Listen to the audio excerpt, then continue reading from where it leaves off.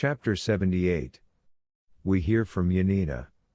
If Valentine could have seen the trembling step and agitated countenance of Franz when he quitted the chamber of M. Noirtier, even she would have been constrained to pity him. Villefort had only just given utterance to a few incoherent sentences, and then retired to his study, where he received about 2 hours afterwards the following letter.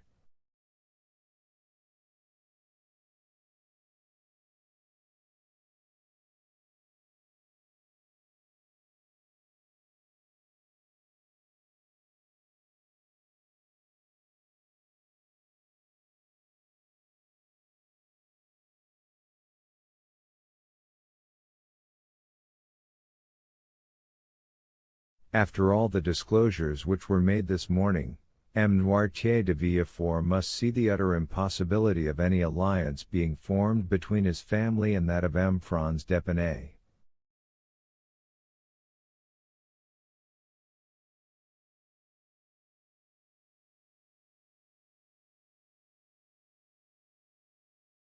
M. d'Épinay must say that he is shocked and astonished that M. de Villefort, who appeared to be aware of all the circumstances detailed this morning, should not have anticipated him in this announcement.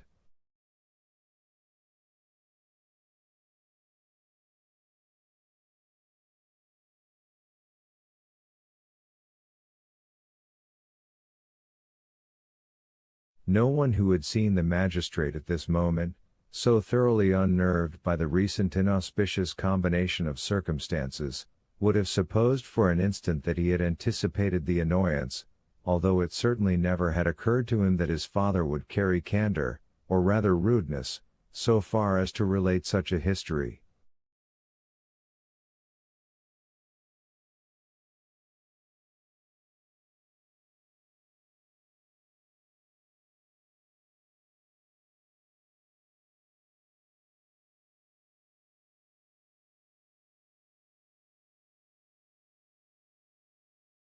And in justice to Villefort, it must be understood that M. Noirtier, who never cared for the opinion of his son on any subject, had always omitted to explain the affair to Villefort, so that he had all his life entertained the belief that General de Canel, or the Baron d'Épinay, as he was alternately styled, according as the speaker wished to identify him by his own family name, or by the title which had been conferred on him, fell the victim of assassination, and not that he was killed fairly in a duel.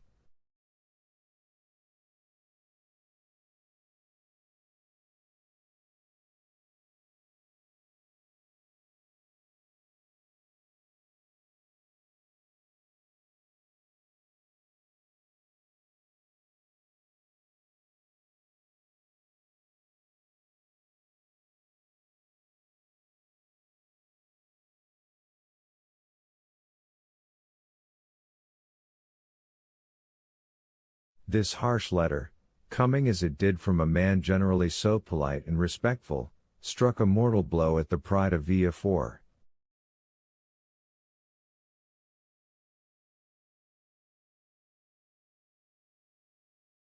Hardly had he read the letter, when his wife entered.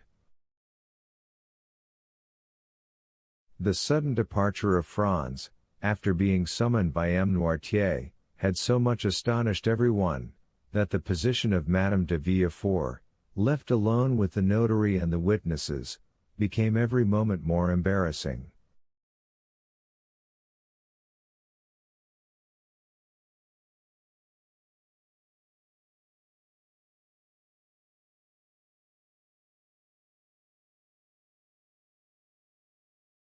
Determined to bear it no longer, she arose and left the room, saying she would go and make some inquiries into the cause of his sudden disappearance.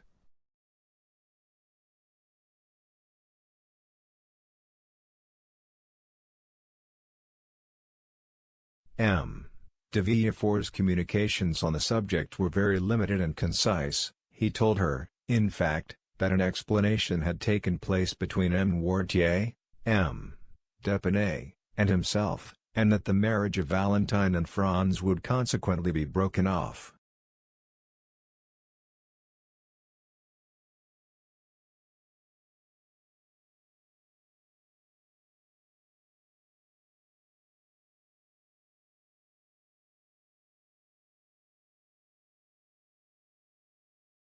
This was an awkward and unpleasant thing to have to report to those who were awaiting her return in the chamber of her father-in-law.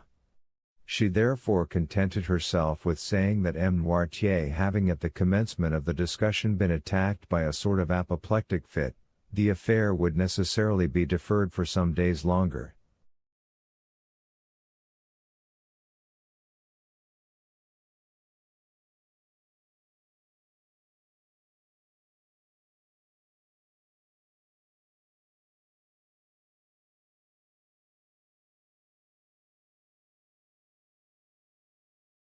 This news, false as it was following so singularly in the train of the two similar misfortunes which had so recently occurred, evidently astonished the auditors, and they retired without a word.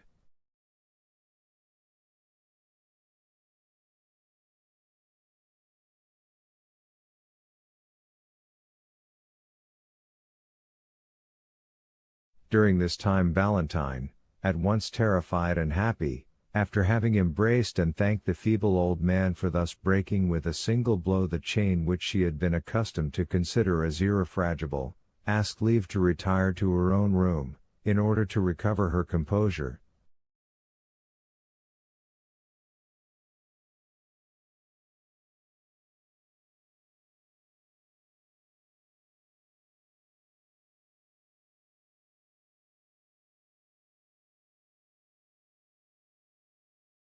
Noirtier looked the permission which she solicited.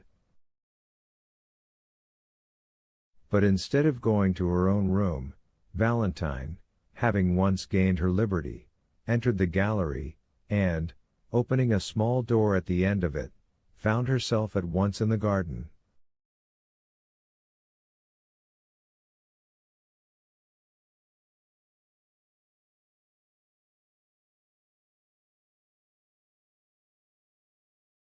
In the midst of all the strange events which had crowded one on the other, an indefinable sentiment of dread had taken possession of Valentine's mind.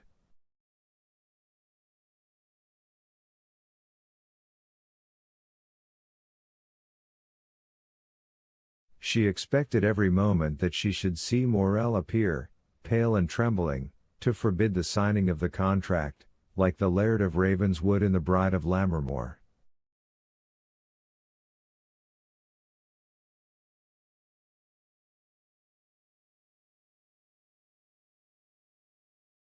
It was high time for her to make her appearance at the gate, for Maximilian had long awaited her coming. He had half guessed what was going on when he saw Franz quit the cemetery with M. de Villefort.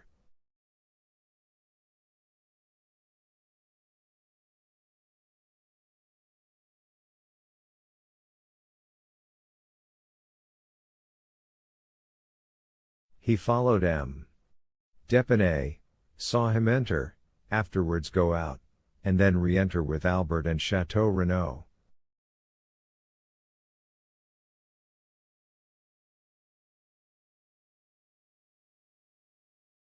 He had no longer any doubts as to the nature of the conference, he therefore quickly went to the gate in the clover patch, prepared to hear the result of the proceedings, and very certain that Valentine would hasten to him the first moment she should be set at liberty.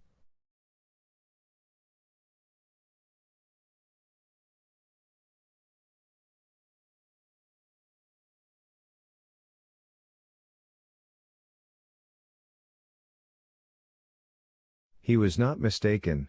Peering through the crevices of the wooden partition, he soon discovered the young girl, who cast aside all her usual precautions and walked at once to the barrier.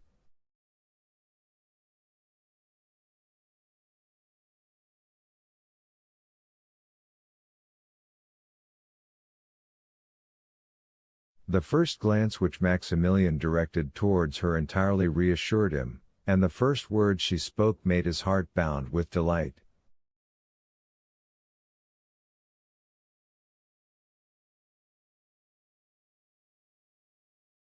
"We are saved?" said Valentine. "Saved?" repeated Morel, not being able to conceive such intense happiness. "By whom?"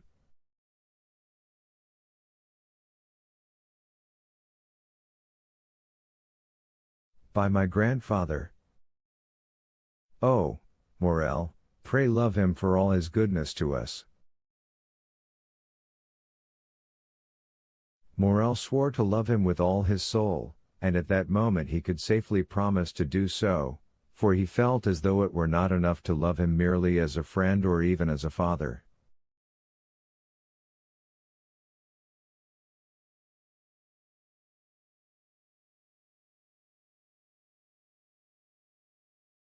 But tell me, Valentine, how has it all been effected? What strange means has he used to compass this blessed end?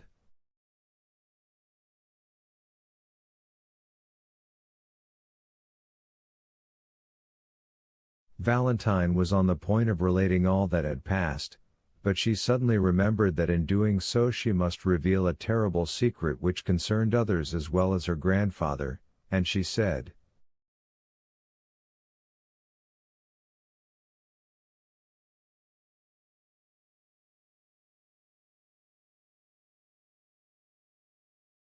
"At some future time I will tell you all about it."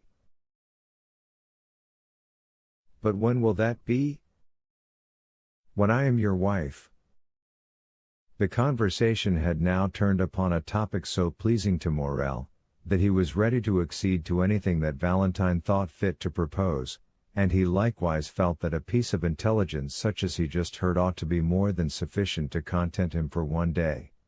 However, he would not leave without the promise of seeing Valentine again the next night.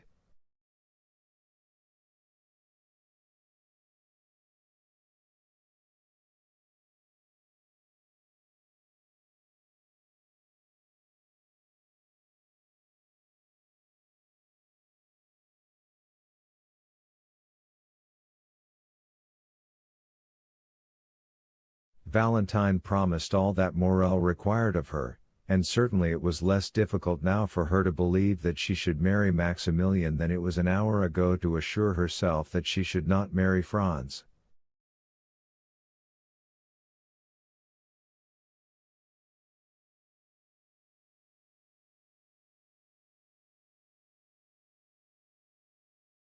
During the time occupied by the interview we have just detailed, Madame de Villefort had gone to visit M. Noirtier.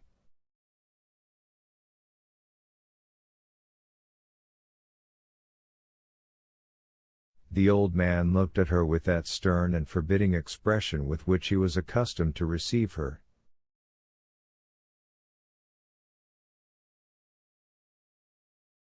"Sir," said she, "it is superfluous for me to tell you that Valentine's marriage is broken off, since it was here that the affair was concluded."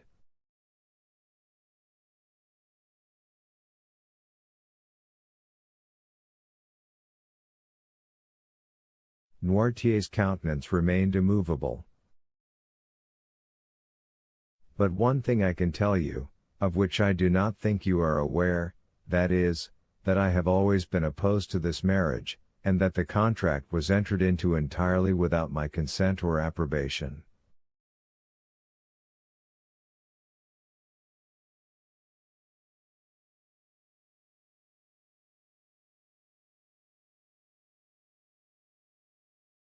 Noirtier regarded his daughter-in-law with the look of a man desiring an explanation.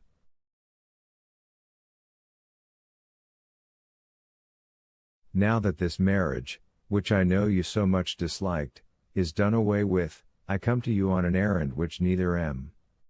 de Villefort nor Valentine could consistently undertake."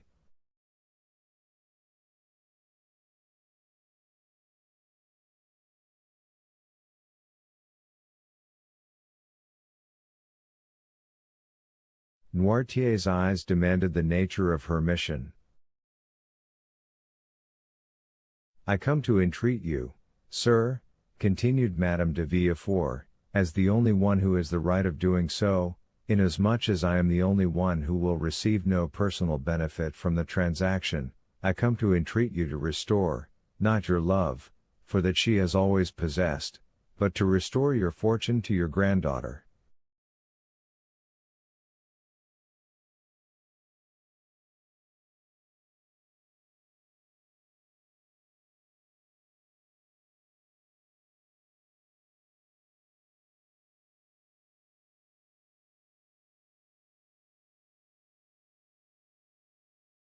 There was a doubtful expression in Noirtier's eyes. He was evidently trying to discover the motive of this proceeding, and he could not succeed in doing so.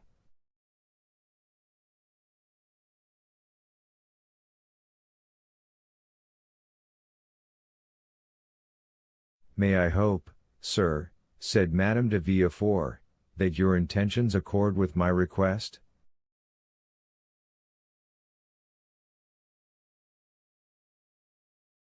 Noirtier made a sign that they did. "In that case, sir," rejoined Madame de Villefort, "I will leave you overwhelmed with gratitude and happiness at your prompt acquiescence to my wishes." She then bowed to M. Noirtier and retired.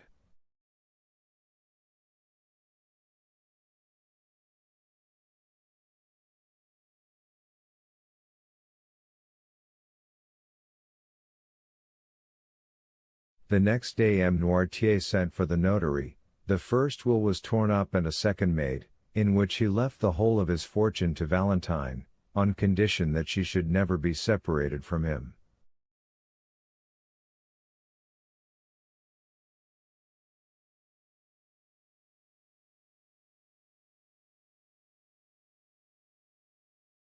It was then generally reported that Mademoiselle de Villefort, the heiress of the Marquis and Marchioness of Saint Méran, had regained the good graces of her grandfather, and that she would ultimately be in possession of an income of 300,000 livres.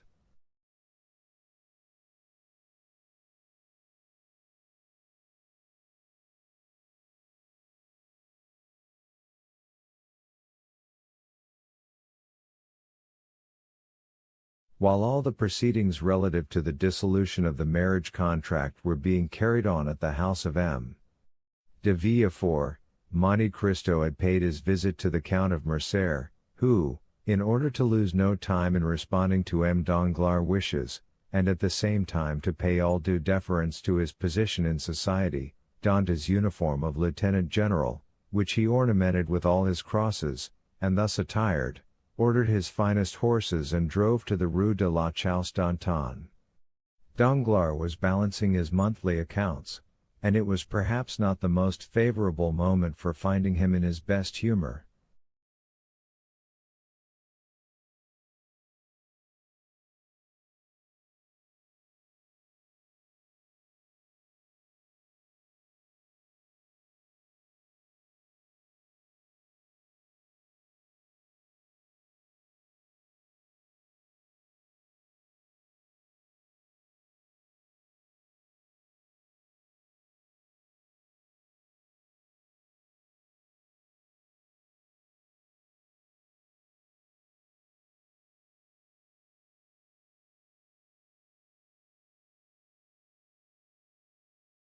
At the first sight of his old friend, Danglars assumed his majestic air, and settled himself in his easy chair.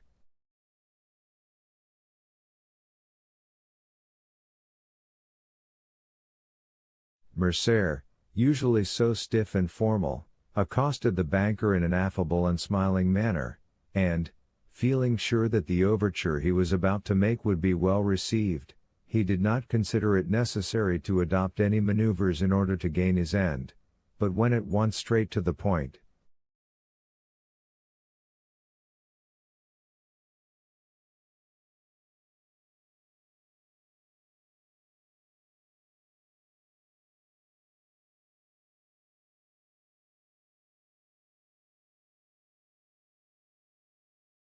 "Well, Baron," said he, "here I am at last. Some time has elapsed since our plans were formed, and they are not yet executed."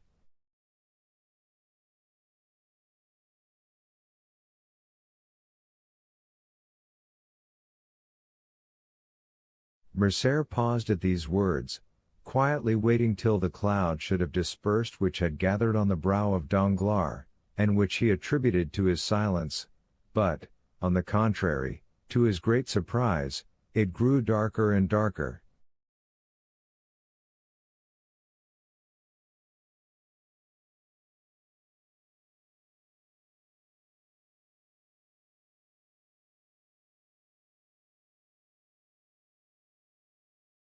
To what do you allude, monsieur? Said Danglars, as if he were trying in vain to guess at the possible meaning of the general's words.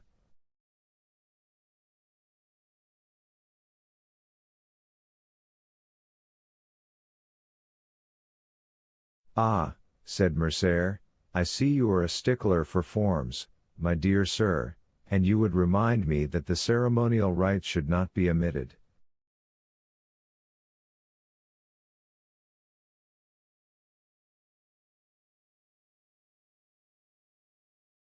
Ma foi, I beg your pardon, but as I have but one son, and it is the first time I have ever thought of marrying him, I am still serving my apprenticeship, you know. Come, I will reform.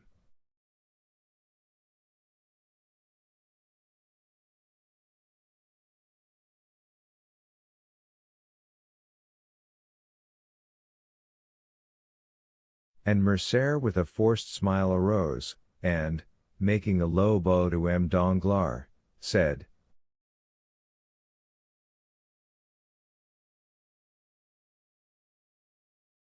Baron, I have the honor of asking of you the hand of Mademoiselle Eugénie Danglars for my son, the Vicomte Albert de Mercier.